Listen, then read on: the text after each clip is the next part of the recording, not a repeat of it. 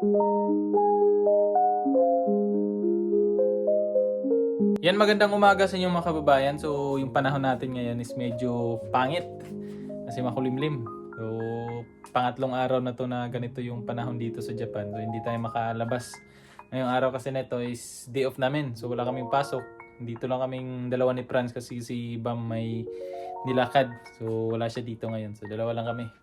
Yan, dami nating ano dyan, oh. Background natin sa kwarto to ni Franz kasi nagbabalak siya na 'di ba mag-extend dito sa sa Japan. So ito yung mga requirements kung paano tayo makapag-extend dito sa Japan. So, kailangan natin maipasa yung skills, kung ano yung trabaho na kailangan mo. So nakapag-exam na si Franz at hindi pa natin na yung result, kung kailan yung result. Kaya ngayon, dito lang muna kami sa sa bahay. So, habang magkukwentuhan tayo, gugupitan ko si Franz kasi medyo mahaba na yung buhok niya. So, tara, samahan niyo kami ngayon.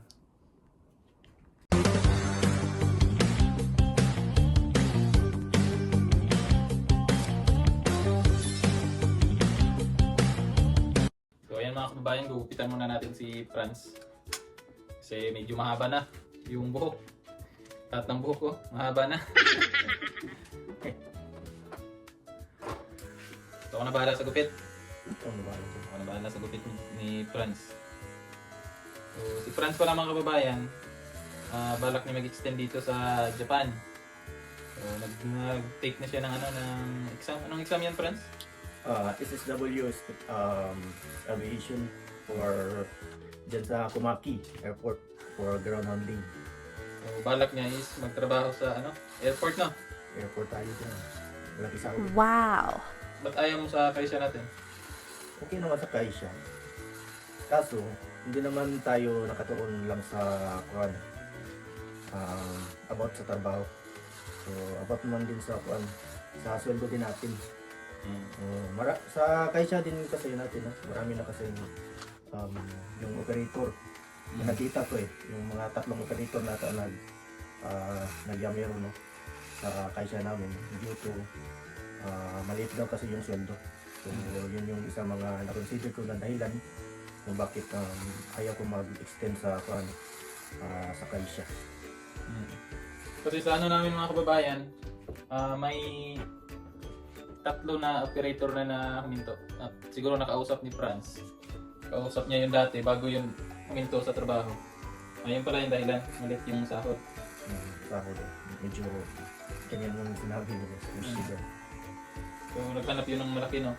Laki. Kasi ang pagkakaalam ko kasi sa sa trabaho ng operator ng forklift, medyo mataas. Mataas yung yung sahod per hour yun. per hour. Siguro pero bakit di operator yung yung in-exam mo? Yung kumbaga sa ibang kaisya lang ba? Operator na. Operator sa forklift pa rin. Based naman sa doon sa sabi mo na operator, yun yung yung may sinend si Ma'am Kasusay na link na in-offer sa akin na 16 jobs. So mamili lang ako doon. So yun, may napili naman akong tatlo. First is itong aviation, dalawa is driving. So yung tatlo is gusto ko sana magkuhan yung welding dun sa barko, tagagawa ng barko. Pero yun yung napag-usapan natin nung pumunta natin ng dito, yung driving. Yung sabi doon ni Boss Peter na kung pagkukuha pa lang ng lisensya is sobrang mahal na, aabot na ng 30 ang lapad. Tapos di pa sigurado kung papasa ka kasi puro kanji. Mahirap yung niyan eh. Mahirap yung exam nila. Kasi yung matagal na nga nakatira dito sa Japan, hirapan sila kumuha ng ordinaryong license. Paano na yung yung mga sa malalaking sasakyan. So, mas mahirap yun. Tapos sarili mo pang gasto, hindi sa Kaisya. hindi sa kaisyo. So yun yung isang na-consider ko. Gusto ko sana mag-driving para ma-experience natin pagta-travel dito sa Japan. Pero mahirap yan. Mahirap. Yung sa exam mo, yung in-exam mo nung nakaraan, di ba sa yan? Airport. Sa airport. Kamusta naman yun sa tingin mo? So yung napag-studyan ko almost 3 weeks or 2 weeks ata. So si Franz kasi mga babayan, kung napapansin niyo sa mga vlog ko nung nakaraan, sa mga gala namin ni Bang, wala siya masyado, hindi siya nakakasama kasi nga nag-aaral siya tungkol doon sa ano niya, sa bagong trabaho niya na i-exam. So may exam 'yon para pag makapasa ka doon, yun yung magiging trabaho niya, yung bagong trabaho niya dito sa Japan. Kaya yun yung tinake niya, kailan nga yan? Nung last week. Last week. So tinake niya yun. And then yung result, kailan? Ngayong Sabado, March 8. Sabado. So malalaman yung result ng ngayong Sabado mga kababayan kung pasa o hindi. So sana may awa naman yung Panginoon. Pero, di ba, kung nag-aaral ka naman ng mabuti, papasa mo yan. Papasa rin. Pero sa tingin mo, kamusta naman yung kamusta yung result kaya Sa exam naman, is 60% naman yung passing rate. So, malaki talaga yung chance na parang papasa kasi about naman sa study, medyo iba yung na-study yan ko kaysa nung paglabas nung sa exam. sa exam? Pero basic lang naman, no? Kasi yung lumabas sa exam, about naman dun sa mga trabaho na every yung garbage man, about dun sa mga gamit dun sa airport, no? So, alam naman, na-studyhan naman natin, so medyo nasagot naman natin. So na, mo yun, kampante ka na makapasa doon. Confident naman na makakapasa naman natin tayo. Pero, syempre, may ka, di ba? May option ka rin yan. Kung halimbawa, hindi pa pala rin ba na Hindi. dapat may mga option ka rin na Meron naman tayong options. anong mga ibang mo doon? Kasi medyo kung titingnan natin sa yung schedule natin sa pag-uwi sa sa Pinas, kumbaga pag-end ng contract natin, medyo malapit na.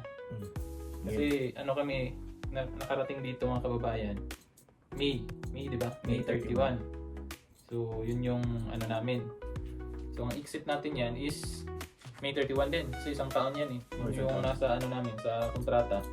O, pwede naman kami mag-extend sa company namin. Pero kumbaga, pag gugustuhin o nagustuhan ka rin ng nyo, nung Kaisya. Di ba? So, yun yung mga namin eh. Kami ni Bam, hindi na kami mag-extend. So, si Franz na lang yung may balak talaga na mag-extend dito.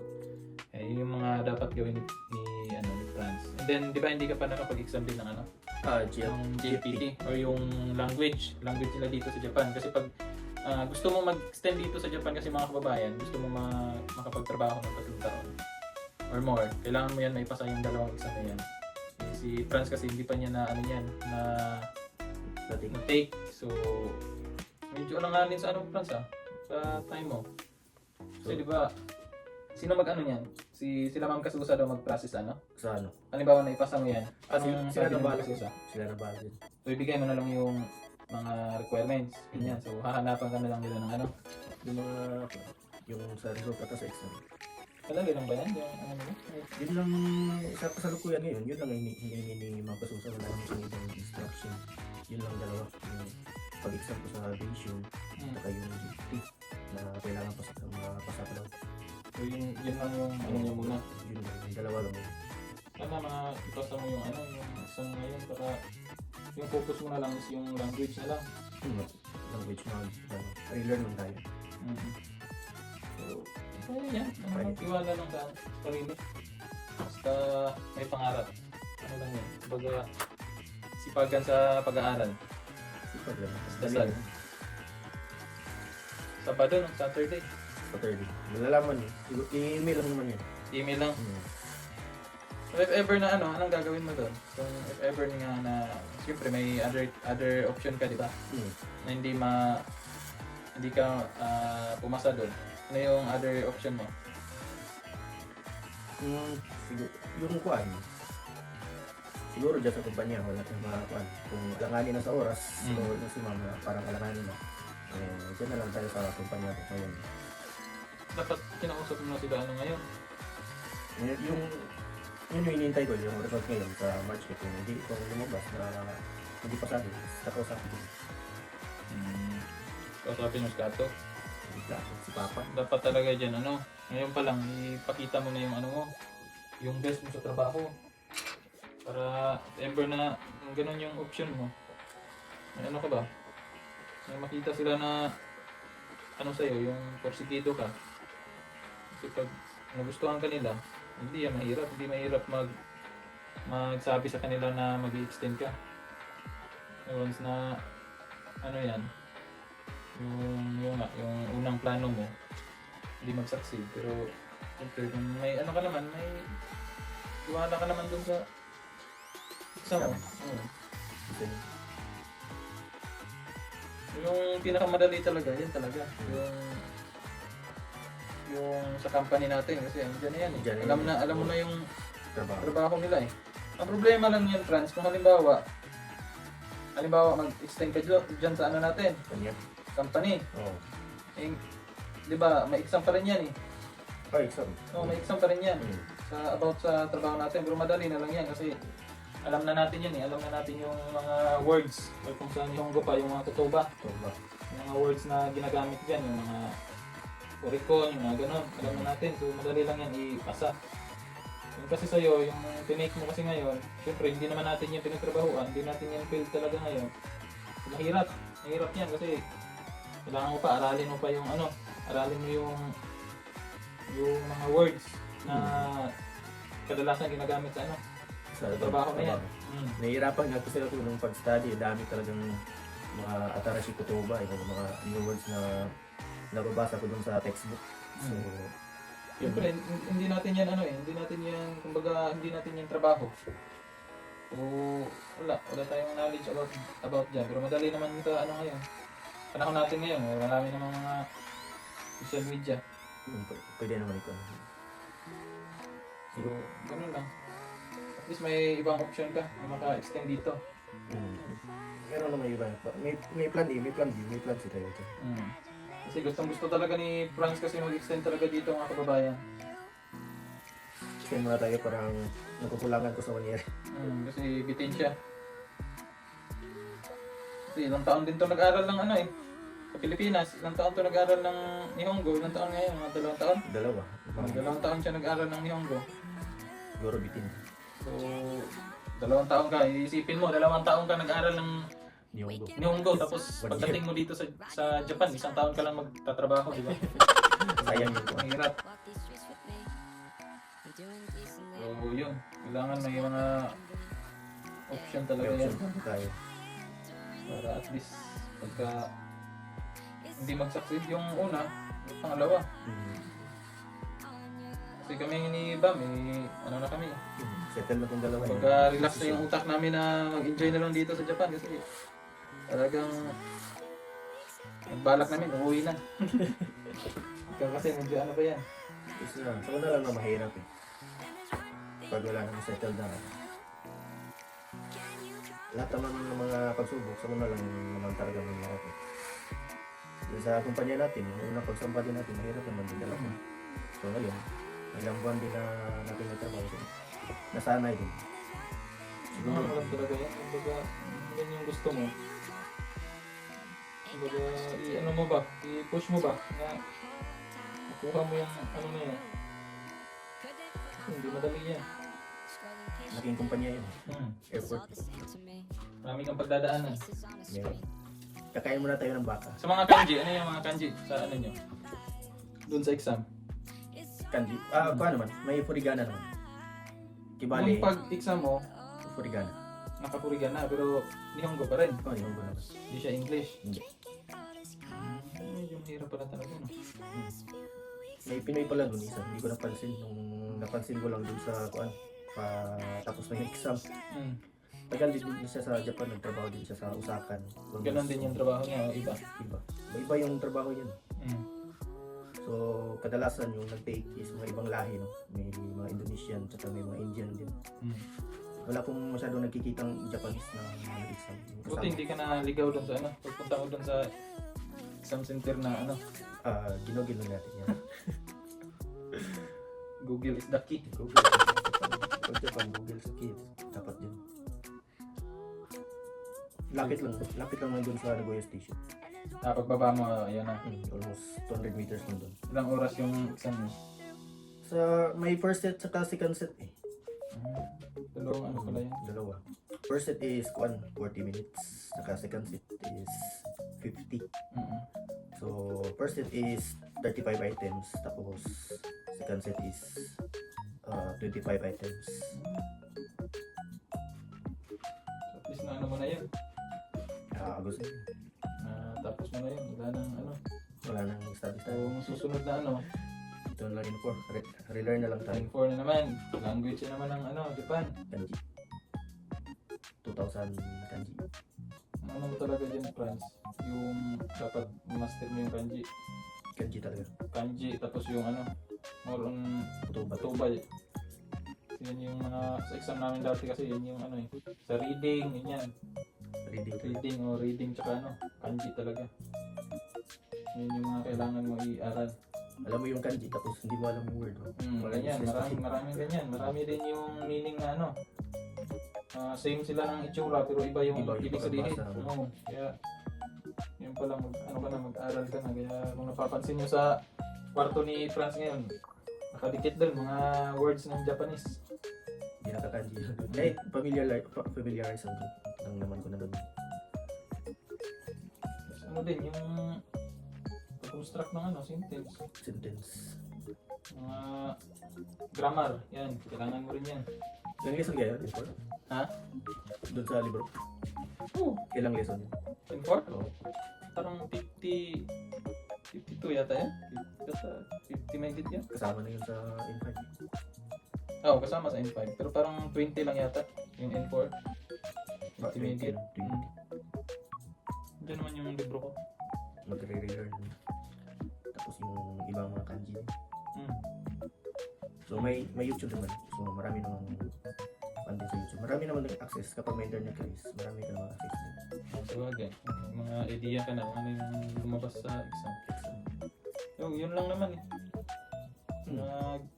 Ka lang talaga. Sikapan mo lang yung pag-aaral. Kasi kung makapag-aaral ka, hindi, wala na yun. Siguro pag Kaya yun. makapasal tayo dyan sa dalawa, sabihan na naman ni Ma'am na i-ready mo yung Jiku Shopay mo. Bakit? Huwag kang mag-introduce ko doon. Yun. Hindi na ka talaga. So, simple na naman Jiku Shopay. Hindi nga tayo di ko sure kaysa di ba? Kaysa natin nung unang dating natin. Pinakilala lang tayo ng dito. Pagpakilala sa amin, wala na, yan na. Trabaho na kagad. Kasi Sa leader lang, hindi na kami pinakilala sa mga iba pang staff sa staff na sa kaya siya namin. siguro. Ganun lang yung namin dito. Siguro pag alis din natin, no? parang bula lang din tayo na wala. Alis. Napili lang na Hmm. Sabi rin kasi nila, bihira daw kumuha ng yan. Yung company namin. Tapos ngayon may papalit sa amin mga Indonesian. Indonesian. Kasi yung boss namin, yung sa company namin, may kumbaga nagtayo ng company doon sa India. Kaya yung mga bagong kukunin na kapalit namin is mga Indiano. So, yun yung sabi-sabi doon. Pagkabalita rin. Pero yung si Kato-san, panay talaga sa akin. Panay tanong kung hindi na ba daw ako mag-extend, ganun, ano bang gagawin sa Pinas, pag ano yung mga gagawin ko. Ang tanong siya ng tanong ba? Sabihan ko na, may na ako, nagkakaroon ako ng baby. Sabi ko sa kanya. Sabi niya, mas lalong kailangan ko daw magtrabaho dito sa Japan kasi may na daw. May asawa na, may anak, kakaanak na. Gusto natin yung magtrabaho kasama yung yung pamilya mo. Pag uwi mo, yun doon yung pamilya mo. Yun yung maganda. Yung anak mo, yun doon yung anak mo. Pagkasama ko talaga yung pamilya mo. Gaganahan ka magtrabaho eh. Di ba? So, may lang. Andun ka lang sa Pinas, kasama mo yung pamilya mo pag may mga event. Andun ka. Kasi pag andito ka sa Japan, pag may event, may birthday doon. Tingin-tingin. Tingin ka na lang sa picture, ganyan. Pero okay naman dito. Okay naman sa Japan, totoo lang. Sa income, ganyan, okay naman. Pero kung may option na gano'n, Yung mga family bonding talaga. may option ka na, ibang option. Di ba? Pag-extend mo na mga time sa kanila. Yun yung wala dito eh. At least na-experience ko rin yung Pag-abroad. abroad dito sa Japan. Na-experience ko yung mga buhay OFW ba? May maikwento tayo sa paglaki ng anak. May maikwento na nakapunta na ako ng Japan, nakapagtrabaho na ako ng Japan. So, at least, ganun. May mga kuan tayo, may mga share tayong experience Mm. na nung klaseng pamumuhay doon. Kasi may ano din kami mga kababayan, may kasama kami sa kaklase ko pala namin. Kaklase namin nung nung nag-aaral pa kami ng Nihongo. Umuwi na siya ng ngayon, ng Pilipinas. Kasi hindi niya na ipasa yung yung exam. Sino? Exam sa Sa skills. Oh, si Hindi na si ano pangalan nito? RR. Umuwi na siya ng ngayon. Hindi. Umuwi na siya ng Pilipinas. Hmm. Natapos na yung niya dito. Kontrata. Kontrata. 1 year lang pala siya. 1 year lang, hindi na nakapag-extend. Hindi na ipasa. So, yun, nakakalungkot kasi may din yun eh. May anak na yun. So, nakakalungkot na ganun nangyari. Pero wala tayong magagawa. Ang gusto niya rin yun eh. Gusto niya rin umuwi. Ito, yan. Yan yung tapos na yung gupit natin kay Franz. Ito na. So yan, tapos na. Sus. Sa gilid lang, gilid. Gilid Yung gilid lang pa. Kasi gusto balak niya pa habain yan. So gilid, taas. Yan sa likod. Yan. So tapos na. So hanggang dito na lang mga kababayan kasi natapos na yung ating gupitan session. So maraming salamat sa inyong pagsama at panood ng ating video ngayon. So pasensya na kung medyo matagal. Matagal tayo hindi nakakapag-upload ng video sa YouTube. Gawa ng busy nga tayo. So hanggang sa susunod, maraming salamat po sa inyong panonood. Bye-bye!